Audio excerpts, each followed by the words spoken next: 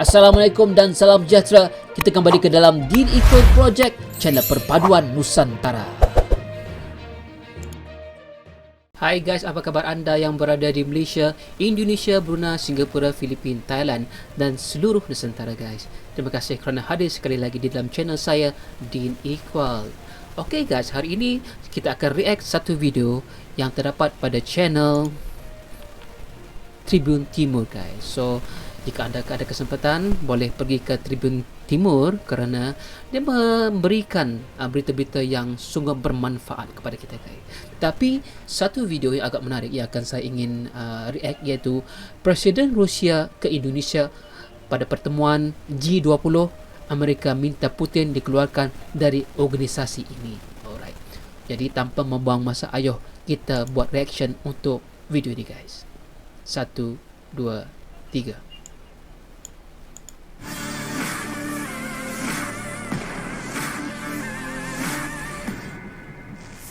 Rusia Vladimir Putin dikabarkan akan ikut menghadiri konferensi tingkat tinggi G20 di Indonesia akhir tahun ini. Kabar ini menyusul seruan yang dilontarkan beberapa anggota G20 agar Rusia dilarang hadiri agenda itu. Pernyataan itu disampaikan Duta Besar Rusia untuk Indonesia, Lyudmila Vorobieva, seperti dikutip dari Al Jazeera pada hari Rabu. Lyudmila Vorobieva mengatakan Putin seharusnya menghadiri pertemuan G20 di Pulau Bali, Indonesia pada Oktober mendatang. Vorobieva menyebut banyak organisasi yang mencoba untuk mengeluarkan atau mengucilkan Rusia. Oleh sebab itu, ia menilai reaksi negara-negara Barat sangat tidak proporsional. AS dan negara-negara Barat lainnya telah mendorong agar Rusia dikeluarkan dari lembaga internasional, termasuk G20. Ini sebagai sanksi baru untuk Rusia karena invasinya ke Ukraina. Usulan tersebut kemungkinan langsung diveto oleh sejumlah negara seperti China, India, dan Arab Saudi. Sebelumnya, pada 24 Februari lalu, Presiden Rusia Vladimir Putin telah meluncurkan invasi skala penuh ke Ukraina. Ia menyebutnya sebagai operasi militer khusus. Setelah dimulainya invasi, pasukan Rusia telah menembaki dan menghancurkan infrastruktur utama. Selain itu, secara besar-besaran juga menyerang daerah pemukiman di kota-kota dan desa-desa Ukraina menggunakan artileri, roket, dan rudal balistik. Darurat militer pun diberlakukan di Ukraina, bahkan mobilisasi umum turut diumumkan.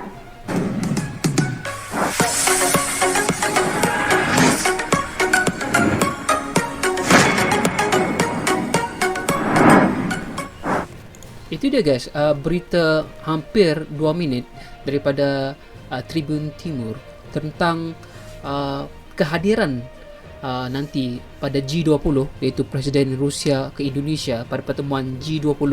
Dan isunya sekarang, Amerika dan sekutunya mahu Putin dikeluarkan dari organisasi ini. Dan menurut kepada Duta Besar Rusia di Indonesia, iaitu Lyudmila Georgievna, beliau berterima kasih kepada Indonesia kerana bertegas untuk menjemput Putin untuk menghadiri G20. Sebab apa? Lyudmila Georgievna Vorobieva ini mengatakan mengungkit kembali peristiwa bagaimana Israel menyerang Gaza. Apakah mereka memberikan sanksi kepada Israel? Tidak memberikan sanksi ke atas Israel, bahkan menyokong Israel. Dan ini umpama memberikan double standard kepada negara Rusia ini.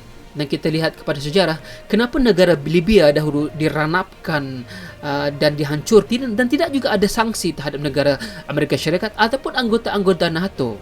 Dan itu menjadi salah satu hujah Duta Besar Rusia di Indonesia ini, kenapa Putin harus dibenarkan berada di dalam pertemuan dan perbincangan G20 ini. Dan Indonesia bertegas akan terus menyebut Putin untuk berada di Indonesia guys.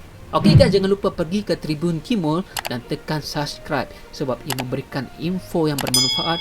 Dan jika anda suka dengan reaction saya, kita akan bertemu lagi di dalam reaction yang seterusnya. Jangan lupa tekan like, komen dan subscribe. Assalamualaikum.